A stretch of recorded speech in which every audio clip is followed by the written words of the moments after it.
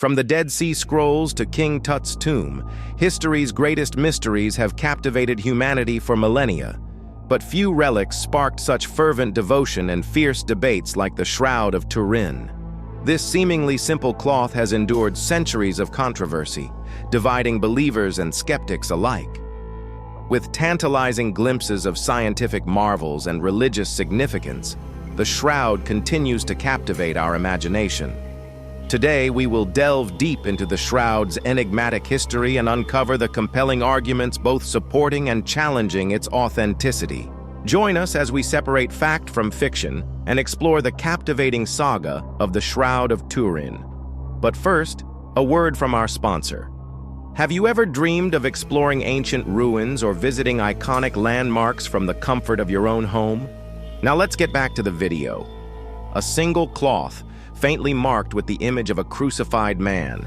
His wounds, his face, his suffering, forever imprinted in fibers nearly 2,000 years old or just 700? For centuries, this image has divided believers and skeptics alike. Some call it the holiest relic on earth. Others, a masterful medieval forgery. But what if the truth is more mysterious than either side could imagine? The story begins in 1354, in the small French town of Relic. A knight named Geoffroy de Charny presents a mysterious cloth to the local church. It bears the image of a man who appears to have been crucified. The resemblance to Jesus Christ is undeniable, and the townspeople are stunned. But almost immediately, doubts arise.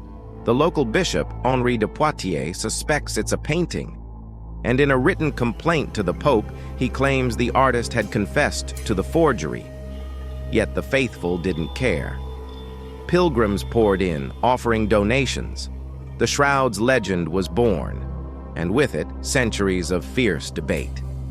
After changing hands several times, the shroud eventually comes into the possession of the powerful House of Savoy. In 1578, it's moved to Turin, Italy, where it remains today, housed in the Cathedral of St. John the Baptist.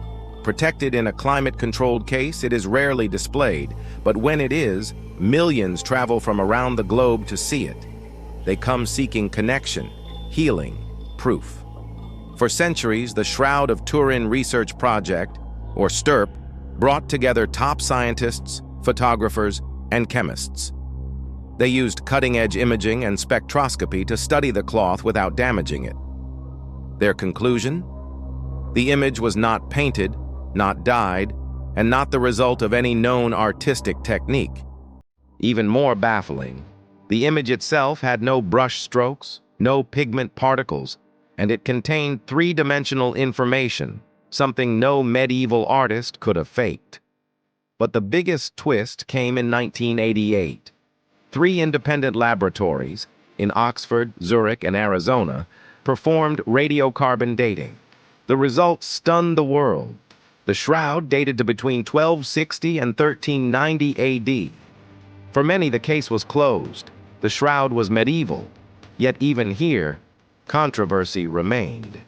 Critics quickly pointed out problems with the 1988 tests.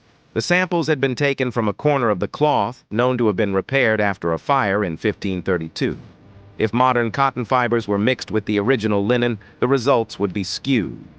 Other researchers discovered traces of dirt, pollen from plants found only in the Holy Land, and rare limestone dust, chemically identical to that found near Jerusalem's ancient tombs. Could it be possible that the carbon dating tested a newer repair, while the main body of the shroud was far older? The debate reignited, fiercer than ever. How was the image made? No paint, no dyes, no evidence of artistic creation. Microscopic analysis suggests the image is only on the very surface of the linen fibers, thinner than a human hair. Some scientists propose it was created by a burst of radiant energy, perhaps from a chemical reaction, perhaps something else. Others suggest a primitive form of photography centuries before its invention. But none of these theories fully explain the level of anatomical accuracy in the image, including wounds consistent with Roman crucifixion practices. And then there's the face, serene, yet marked by suffering. which has inspired artists, believers, and skeptics for centuries. Is the Shroud of Turin the burial cloth of Jesus, or the most brilliant hoax in history? Perhaps the real mystery is why, even in an age of high-tech science, some questions remain beyond proof and lie instead in the realm of faith. In the beginning was the Word, and the Word was with God, and the Word was God. The same was in the beginning with God. All things were made by him, and without him was not anything made that was made. In him was life, and the life was the light of men. And the light shineth in the darkness, and the darkness comprehended it not. There was a man sent from God, whose name was John. The same came for a witness, to bear witness of the light, that all men through him might believe. He was not that light, but was sent to bear witness of that light. This is the Gospel of John, chapter 1, verses 1 to 7, 9. The beginning, the start of anything, holds a certain allure. Where did life begin? How did the universe come to be? What were the first sounds ever heard? Questions that have echoed throughout history.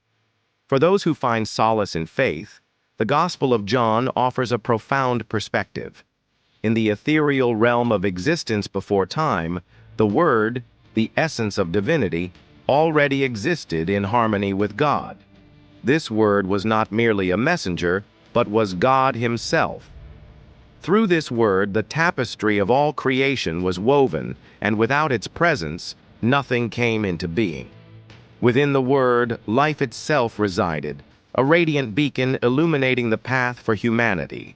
This divine light, however, was veiled from the darkness of human understanding, leaving many to wander in its brilliance without comprehension. And then there was John, a messenger dispatched by God. His role, to illuminate the path, to unveil the truth about the light. He was not the light himself, but a humble guide pointing the way. This narrative echoes across millennia, resonating with those who seek understanding and truth. It's an invitation to reflect on the origins of life, the nature of divinity, and the role of faith in navigating the complexities of existence. But now let's return to the video. But first, a word from our sponsor. Are you fascinated by history but find traditional textbooks dry and uninteresting? Then bring history to life with a new exciting way to learn about the past. Each box is filled with immersive historical artifacts, engaging photos, and vivid stories that transport you to different eras and locations. You can explore ancient Egypt, Greece, Rome, medieval times, and more. And now let's get back to the video. As the 20th century dawned, the Shroud of Turin remained an enigma, its whispers echoing through the ages. It was venerated by many, dismissed by some, and studied cautiously by a few. Then came the turning point. In 1978, a group of scientists embarked on a mission, not to prove or disprove, but to understand. The Shroud of Turin research project brought together an array of experts, each eager to unravel a piece of this enduring mystery. Their methods were cutting edge, their intentions pure, to peer into the depths of the shroud's secrets. They examined the fabric, its texture, its composition, searching for answers. And what they uncovered was nothing short of astonishing. The image they discovered was not a mere painting nor a stain. It seemed to be embedded within the fibers of the linen, defying conventional artistic techniques. This revelation alone shook the foundations of doubt, forcing skeptics to reconsider their stance. Yet the shroud had more secrets to reveal. Microscopic analysis unveiled that the image was incredibly thin, barely thicker than a human hair. This defied easy explanation, casting an even deeper veil of mystery over the shroud. To add to the intrigue, the image seemed to possess three-dimensional characteristics, a quality impossible to achieve through medieval art forms. It was as if the shroud held within it a secret language, one that whispered of a time long past. Undeterred, the scientists delved deeper. Spectroscopic analysis revealed the absence of any pigments or dyes, shattering the notion of painting or staining. Instead, the image seemed to emerge from the very essence of the linen, as if woven into existence by an unseen hand. This breakthrough finding underscored the shroud's uniqueness, setting it apart from any known artistic masterpiece. It was a puzzle that defied conventional logic, a riddle that challenged the boundaries of human understanding.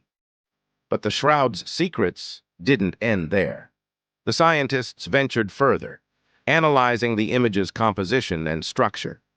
They discovered the intriguing fact that the image lacked brush strokes, a detail that ruled out painting as a method of its creation. Furthermore, they found no evidence of tools or materials commonly used in artistic endeavors, leaving them baffled. With each passing day, the shroud's mystique deepened. The scientists were faced with a reality that challenged their perceptions, forcing them to question everything they thought they knew. As they continued their investigation, the shroud stood before them, a silent testament to an era long gone, whispering tales of a time when faith and science were intertwined in an intricate dance. Its secrets, though elusive, beckoned them closer, inviting them to peer into the abyss of history. Amidst the sea of uncertainty, one question echoed through the corridors of their minds. How was this image created?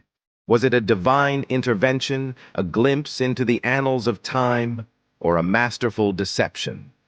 The answer, shrouded in enigma, awaited its time to be unveiled.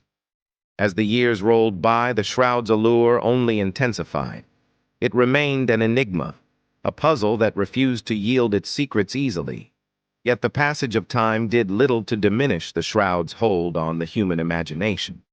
Today, it stands as a timeless relic, a symbol of faith and mystery, beckoning us to ponder the depths of history and the boundaries of human ingenuity. In the heart of Italy, nestled amidst the grandeur of the Cathedral of St. John the Baptist, lies the Shroud of Turin, a treasure encased in time.